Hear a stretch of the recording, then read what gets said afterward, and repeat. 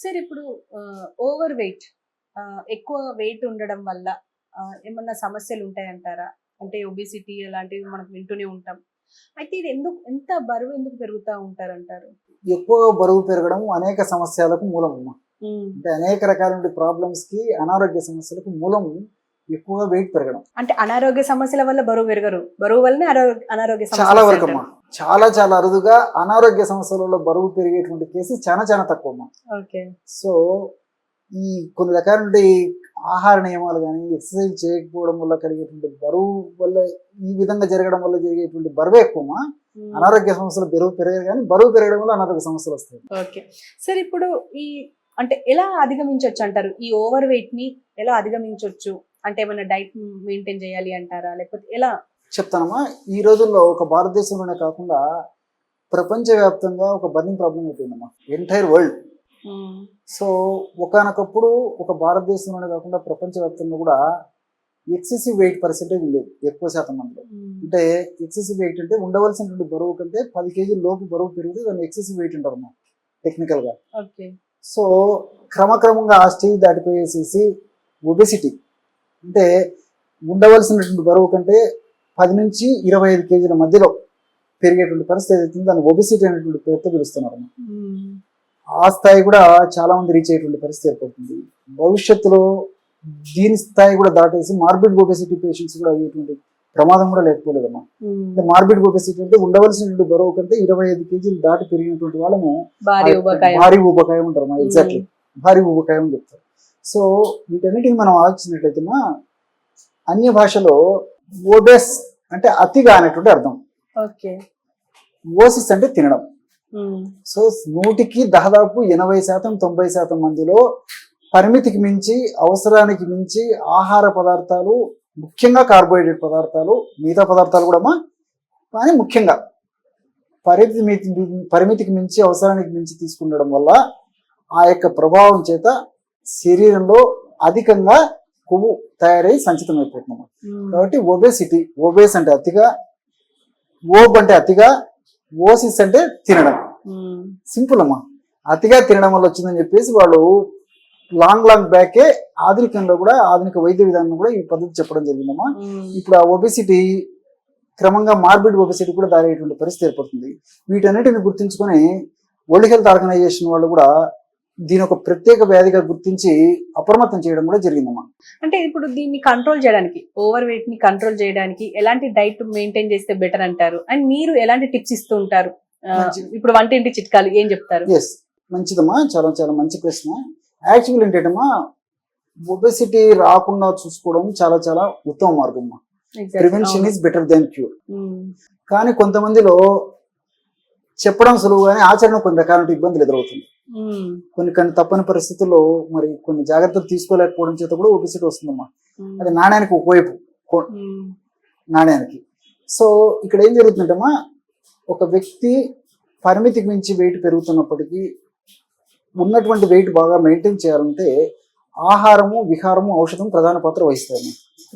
So ఆహారం అంటే diet, ఫస్టే చెప్పాను, ఒబెసిటీ అనేటువంటి పేరే ఇందువల్ల వచ్చింది చెప్పేసి. సో ఆహారం, రెండవది ఎక్సర్సైజ్, మూడవది ఔషధం. కాబట్టి ఈ 3 పద్ధతి ప్రకారం ఫాలో కాగినప్పుడే ఒబెసిటీ యొక్క సమస్య నుంచి బయటపడవచ్చు, ఒబెసిటీ వల్ల కలిగేటువంటి సమస్య నుంచి బయటపడవచ్చు. సో ఒబెసిటీ వల్ల అనేక రకాలైన సమస్యలు వస్తాయి. హార్మోనల్ ఇంబ్యాలెన్స్ వస్తుంది, బీపీ వస్తుంది, షుగర్ వస్తుంది, తర్వాత మోకాళ్ళ నొప్పులు వస్తాయి. ఇట్లా రకరకాల సమస్యలు, కొన్ని రకాల క్యాన్సర్లు వచ్చేటువంటి అవకాశం ఉంటుంది, మతిమరుపు వచ్చేటువంటి అవకాశం ఉంటుంది. ఇలా అనేక రకాల సమస్యలకి ఇది ప్రధానమైన కారణభూతం అయిపోతుంది అనమాట. కాబట్టి ఈ 3 ఆహారము, విహారము, ఔషధము సక్రమ పద్ధతిలో జాగ్రత్తలు పాటిస్తూ ఈ యొక్క సక్రమ పద్ధతులు వీటిని అనుసరించినట్లయితే ఆ యొక్క సమస్య నుంచి బయటపడడం పెద్ద ఇబ్బంది అయితే కాదమ్మా. మీరు ఆహార పరంగానే అడిగారు. ఆహార పరంగా అంటే చెప్పాను కదమ్మా, కార్బోహైడ్రేట్స్ తీసుకోవడం ఎక్కువైపోయింది ఈ రోజుల్లో. అంటే ఉదాహరణకి మనం ఉదయం పూట టిఫిన్ చేస్తామా, సో బ్రేక్ఫాస్ట్ లో ఇడ్లీ, పూరి, ఉప్మా, చపాతి, వడ, కిచిడి ఏదైనా తీసుకోండి, మొత్తం కార్బోహైడ్రేట్స్. మీరు ఆలోచన చేయండి. సో మధ్యాహ్నం భోజనం మళ్ళీ ఇవే. కొంతమంది ఏదో చపాతి, పులుకు అవి అంతేమ్మా. రైస్ తో పోల్చుకుంటే కొంత కార్బోహైడ్రేట్స్ తక్కువే కాబట్టి తక్కువే, కానీ తినడం మాత్రం అంతే ఉంటుంది. అంతే కదమ్మా, కార్బోహైడ్రేట్స్ ఉన్నాయి కదమ్మా. క్వాంటిటీ తక్కువ తీసుకోవచ్చు, దాంట్లో కొద్దిగా ఉండొచ్చు తప్ప, బట్ అందులో కార్బోహైడ్రేట్స్. అవును. రాత్రి డిన్నర్ విషయంలోకి వచ్చేసరికి అక్కడ సేమ్ ప్రాబ్లం. కొంతమంది అన్నం తింటుంటారు, కొంతమంది చపాతీలు రోటీ ఇలాంటివి తీసుకుంటుంటారు. ముందు జాగ్రత్త చర్యగా కొంతమంది చెప్తారు. అవగాహన లోపం చేత రాత్రి కూడా ఎక్కువ శాతం ఎక్కువ ప్రమాణంలో ఉండేటట్లు ఈ కార్బోహైడ్రేట్స్ వాడుతున్నారు. ప్రోటీన్ ఫుడ్ లేదమ్మా ముఖ్యంగా. ఎప్పుడైతే ఈ కార్బోహైడ్రేట్ ఫుడ్ ఎక్కువ తీసుకుంటారో ఆ కార్బోహైడ్రేట్ ఫుడ్ ప్రభావం చేత అవసరానికి మించినటువంటి ఆ కార్బోహైడ్రేట్స్ అంతా మన దేహంలో ఫ్యాట్ కింద మారిపోయి మొత్తం సంచితం అయిపోతుంది. సో పుట్ట భాగంలో సంచితం కావచ్చు, తొడల భాగంలో సంచితం కావచ్చు, పిరుదు భాగంలో సంచితం కావచ్చు, చేతుల భాగంలో సంచితం కావచ్చు, మెడ భాగంలో సంచితం కావచ్చు, ఎక్కడైనా మా ఫ్యాట్ సెల్స్ ఎక్కడ వాటికి అననుకూల వాతావరణం ఉందో అక్కడంతా ఈ ఫ్యాట్ డిపాజిట్ చేసేస్తాయి. అంతేకాకుండా ఒక్కొక్కసారి ఇంటర్నల్ ఆర్గాన్స్ లోపలి భాగంలో మా బయటకైతే మనకు కనిపిస్తుంటుందమ్మా. సో ఈ భాగంలో ఫ్యాట్ ఉంది కాబట్టి ఈ సమస్య ఉందని చెప్పేసి లోపలి భాగంలో మా ఇప్పుడు కిడ్నీ చుట్టూ ఎక్కువ ఫ్యాట్ చేరుకున్న ప్రాబ్లం అయిపోతుంది. తర్వాత లివర్ చుట్టూ ఎక్కువ ఫ్యాట్ చేరుకున్న ప్రాబ్లం అయిపోతుంది. విజరల్ ఆర్గాన్స్ చుట్టూ ఎక్కువ ఫ్యాట్ చేరుకున్న ప్రాబ్లం అయిపోతుంది. గుండె చుట్టూ ఈ యొక్క ఫ్యాట్ పెరుగుకున్న ప్రాబ్లం అయిపోతుంది. సో దీనివల్ల ఏమంటే ఆ యొక్క శారీరకమైనటువంటి బాడీ చేసేటువంటి విధులలో చాలా అంతరాయం కలిగేసేసి సరిగా సక్రమంగా బాడీ విధులు నిర్వర్తించలేక అనేక రకాలైన అనారోగ్యాలు వస్తాయమ్మా. కాబట్టి ఈ యొక్క ఆహార నియంత్రణ చాలా చాలా అవసరం. కాబట్టి ప్రోటీన్ ఫుడ్ తీసుకోవాలి. ముఖ్యంగా కూడా ఈ ఫైబర్ ఉన్నటువంటి ఫుడ్ కూడా చాలా చాలా మంచిది. ఈ స్ప్రౌట్స్ కానీ, తర్వాత ఈ డ్రై నట్స్ కానీ, డ్రై ఫ్రూట్స్ కానీ ఇలాంటివి అలవాటు చేసుకోవడం వల్ల వీటిలంతా ప్రోటీన్స్ సహజ సిద్ధమైనటువంటి మన బాడీకి ఉపయోగపడేటువంటి ఫ్యాట్స్ ఉంటాయి కాబట్టి మన శరీరానికి హెల్ప్ చేస్తాయి. కానీ ఎలాంటి అపకారం చేయమా. ఇలాంటి ఆహారాలు మర్చిపోవాలన్నమాట. అంటే రోజులో ఎంత శాతం వీలైతే ఎంత శాతము న్యాచురల్ గా దొరికేటువంటి పదార్థాలతో ఆహారం మనం తయారు చేసుకుని వాడుకోవడం మంచిదమ్మా. 3 సార్లు వండినటువంటి, ఉడికించినటువంటి, దేవినటువంటివి, ఫ్రై చేసినటువంటి ఆహార పదార్థాలు తీసుకోవడం మంచిది కదమ్మా. సో ఇలాంటి చిన్న చిన్న జాగ్రత్తలు తీసుకోవాలి. అట్లే దీంతో పాటు రోజు ఒక్కసారి అరగంట నుంచి 30 గంట, గంట సేపు వ్యాయామం చేయాలమ్మా. వాకింగ్ కానీ, జాగింగ్ కానీ, రన్నింగ్ కానీ, స్కిప్పింగ్ కానీ, స్విమ్మింగ్ కానీ, ఎవరికి ఏది వీలైతే అలా వాళ్ళ జీవన చర్యలో, జీవన విధానంలో, లైఫ్ స్టైల్లో ఒక భాగం మలుచుకోవాలమ్మా. సో దీనివల్ల కేవలం ఒబిసిటీ తగ్గడమే కాకుండా భవిష్యత్తులో అనేక రకాల జబ్బులు కూడా రాకుండా ఉంటాయని చెప్పేసి పరిశోధనలు కూడా తెలియజేస్తున్నాయమ్మా. సో ఇది ఎక్సర్సైజ్. మూడవది ఔషధం. ఔషధం అంటే క్షేమదాయకమైన ఔషధాన్ని మనం వాడుకోవాలి. అంటే సేఫ్టీ ప్రొఫైల్ ఉండాలి. ఔషధం వాడుకున్నప్పుడు ఔషధం వల్ల ఇతర సైడ్ ఎఫెక్ట్స్ ఉండవు. అలాంటి ఔషధాల్లో ఆయుర్వేదంలో కోకలుగా మన మహర్షులు చెప్పడం జరిగిందమ్మా. ఇలాంటి చక్కటి ఔషధాల్లో అందరూ తయారు చేసుకుని వాడుకోదగ్గ సులభమైనటువంటి ఔషధాన్ని చెప్తానమ్మా. మీకు రెమెడీ కూడా అడిగారా, మొదట అడిగాను. ఆ రెమెడీ ఇప్పుడు చెప్తానమ్మా. దీనికి కావాల్సినటువంటి పదార్థాలు 4 ఈ 4 కూడా మనకి ఆయుర్వేద ఔషధ విక్రయశాలలో దొరుకుతాయి. ఒక పదార్థం మన ఇంట్లోనే దొరుకుతుంది.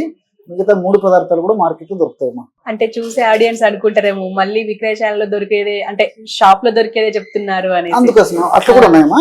షాప్ లో దొరికే చెప్తాను, ఎందుకంటే ఈ రోజుల్లో దానికి కూడా ప్రాక్టికల్ ప్రాబ్లమ్ చెప్తానమ్మా. కొంతమందికి ఈ రోజుల్లో ఏమంటే పూర్వకాలం అయితే కుటుంబ సభ్యులు 5 మంది 6 మంది పెద్దలు ఉండేవాళ్ళమ్మా. సో గైడెన్స్ ఇచ్చేవాళ్ళు, తయారు చేసి ఇచ్చేటువంటి పరిస్థితి.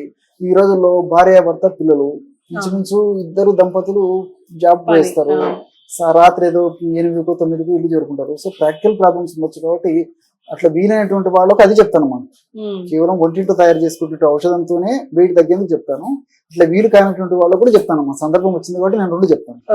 సో మీరు అడిగినట్లు ఒంటింటి ఔషధం ఎలా తయారు చేసుకోవాలంటే దీనికి ఏం లేదమ్మా. రోజు ఉదయం ఒక్కసారి, సాయంత్రం ఒక్కసారి ఒక 100 మిల్లీలీటర్ల గోరువెచ్చని నీళ్ళలో అరబద్ద నిమ్మరసం, 1/2 టీ స్పూన్ ఈ యొక్క జీలకర్ర పొడి, ఉదయం ఒకసారి, రాత్రి ఒకసారి, లేదా సాయంత్రం ఒకసారి 100 ml వాటర్ తీసుకోవాలి. గోరువెచ్చని నీళ్ళమ్మా. 1/2 టీ స్పూన్ నిమ్మరసం అంటే అరబద్దమ్మా.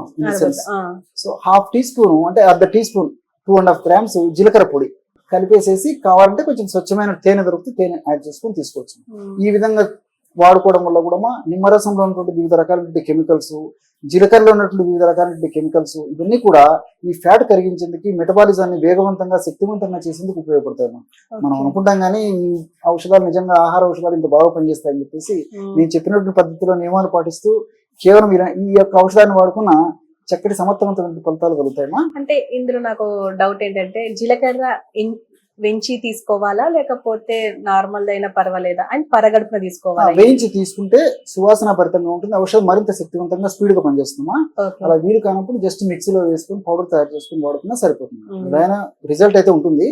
వేయించి తీసుకుంటే తాగడానికి బాగా సువాసన భరితంగా ఇంకా బాగుంటుంది, రిజల్ట్స్ కూడా ఇంకా ఫాస్ట్ గా ఓకే. వస్తుంది. అండ్ పరగడుపున తీసుకోవాలా? పరిగెడపన ఒకసారి, సాయంత్రం బిట్వీన్ 5 to 8 లోపు ఒకసారి తీసుకోవాలి. ఇప్పుడు మీరు అన్నట్టుగా ఆ షాప్ Yes అమ్మా. కొంతమందికి అది వెరీ అవ్వకపోవచ్చు. ఈజీ కదమ్మా. అవును. సో రెండో మార్గంలో చెప్తామమ్మా, ఉమ్. ఎలా వీలైతే అలా వాడుకోవచ్చు. ఇదేంటంటే మార్కెట్ లో దొరికేటంటేమా ఈ త్రికట చూర్ణం అని చెప్పేసి దొరుకుతుందమ్మా. ఉమ్. పిప్పళ్ళు, మిరియాలు, శొంఠి. అట్లే త్రిఫల చూర్ణం దొరుకుతుంది. ఉమ్. అందులో కరక్కాయలు, తానికాయలు, ఉసిరికాయలు. ఉమ్. సో త్రికట చూర్ణము తెచ్చుకోవాలమ్మా, అదొక 50 గ్రాములు తీసుకోవాలి. త్రిఫల చూర్ణం అది తెచ్చుకొని ఒక 50 గ్రాములు తీసుకోవాలి. మూడవ పదార్థంగా తిప్పతీగ పొడి, ఉహు. పేరు విని ఉంటారమ్మా చాలా మంది. ఉమ్. కరోనా టైంలో చాలా పాపులర్ అయిపోయింది తిప్పతీగ. ఆహా. తిప్పతీగ పొడి కూడా మనకు మార్కెట్ లో దొరుకుతుంది, అదొక 50 గ్రాములు తీసుకోవాలి. ఉమ్. చివరగా వాము, అజవాయిన్ అంటారు కదమ్మా, ఉమ్. కొద్దిగా వేయించేసేసి పౌడర్ చేసేసి ఆ 50 గ్రామ్స్ ఆ పౌడర్ తీసుకోవాలి. ఈ 4 పౌడర్స్ ఈచ్ 50 గ్రామ్స్ అన్ని కలిపేసేసి ఒక గాజు సీసాలో నిల్వ ఉంచుకొని రోజు ఉదయం ఆహారం తర్వాత ఒకసారి, రాత్రి ఆహారం తర్వాత ఒకసారి 100 ml వాటర్ లో 1/2 టీ స్పూన్ ఒక పౌడర్ కలుపుకొని తీసుకోవాలమ్మా. సో అట్లా జీలకర్ర నిమ్మరసంతో కలిపిన ఔషధాన్ని వాడుకోవచ్చు, లేకపోతే నేను చెప్పినట్టు ఈ పద్ధతిలోనే ఔషధాన్ని వాడుకోవచ్చు. లేదు ఒక పూట అది ఒక పూట ఇది వాడుకోవచ్చు. ఎలాగైనా మనసు ఉంటే మార్గం ఉందమ్మా. అంటే ఫ్లేవర్ కూడా చేంజ్ అవుతుంది. అవుతుందమ్మా. ఎప్పుడు ఒకే టైప్ అంటే కొంతమందికి అంత ఆసక్తి ఉండకపోవచ్చు, కాబట్టి చేంజ్ చేసుకున్నా సరే ఎలాగైనా వాడుకోవచ్చు. ఇవన్నీ ఓకే. ఇక ఫ్యాట్ మెటబాలిజం మీద బాగా పనిచేసి కొవ్వు కరిగేందుకు చాలా చక్కగా ఉపయోగపడతామా. అన్ని సైడ్ బెనిఫిట్స్ ఉంటాయి, ఎలాంటి సైడ్ ఎఫెక్ట్స్ ఉంటాయి. ఓకే, చాలా చక్కటి వివరణ ఇచ్చారు. Thank you sir, thank you very much.